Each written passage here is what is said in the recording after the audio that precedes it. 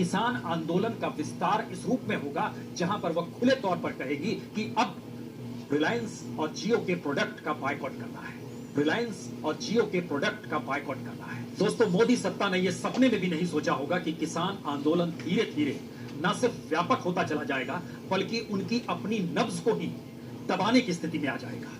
और शायद आजाद भारत के भीतर में, इस देश के भीतर कोई ऐसा आंदोलन आपको देखने को नहीं मिलेगा जब देश के प्रधानमंत्री को कॉर्पोरेट की उंगलियों पर नाचने वाली परिस्थिति में लाकर अपने आरोपों के साथ न सिर्फ किसान आंदोलन ने खड़ा कर दिया बल्कि खुले तौर पर इस बात का जिक्र किया कि इस देश की किसानी को भी कॉर्पोरेट के हाथों में बेचा जा रहा है। और इतना ही नहीं, आंदोलन की तीव्रता इससे भी समझी जा सकती है कि पहली बार मोदी सत्ता जो खुले तौर पर अपने कॉर्पोरेट मित्रों के हक में हमेशा खड़ी रही, चाहे इस देश की जीडीपी बार बार धरातल में जाती जा रही हो, पटरी से अर्थव्यवस्था उतरती जा रही हो, लेकिन कॉर्पोरेट मित्रों का नेटवर्थ हो, प्रॉफिट हो, उनकी अपनी कंपनियों का विस्तार हो, राष्ट्रीय अंतर्राष्ट्रीय तौर पर वो लगातार बढ़ता चला जा रहा हो।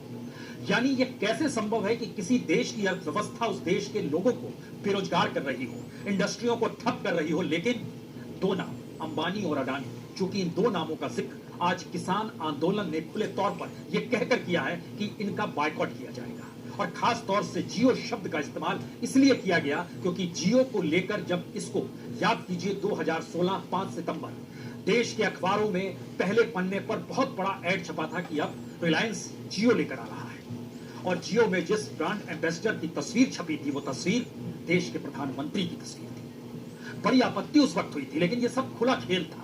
खुला खेल इससे पहले गुजरात के मुख्यमंत्री से देश के प्रधानमंत्री बनने और पद को संभालने के लिए जिस जेट विमान और प्राइवेट जेट से आए थे वह अडानी का था।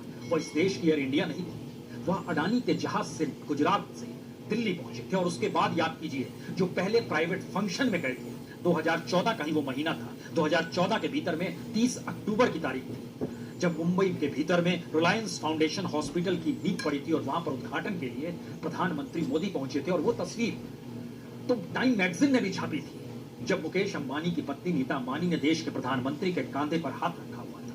यह एक संकेत था 2014 से लेकर 2020 तक। और यह वाकई इसका एहसास सरकार को नहीं रहा होगा कि किसान आंदोलन का विस्तार इस रूप में होगा जहां पर वह खुले तौर पर कहेगी कि अब रिलायंस और जियो के प्रोडक्ट का बायकॉट करना है। जहां पर अडानी का सामान बिकता है वहां पर विरोध प्रदर्शन करना है। बीजेपी के हेडक्वार्टर में भी विरोध प्रदर्शन होना है और कैबिनेट मिनिस्टर्स का भी विरोध प्रदर्शन और बायकॉट किया जाना है। दिल्ली जयपुर का रास्ता भी बंद किया जाएगा।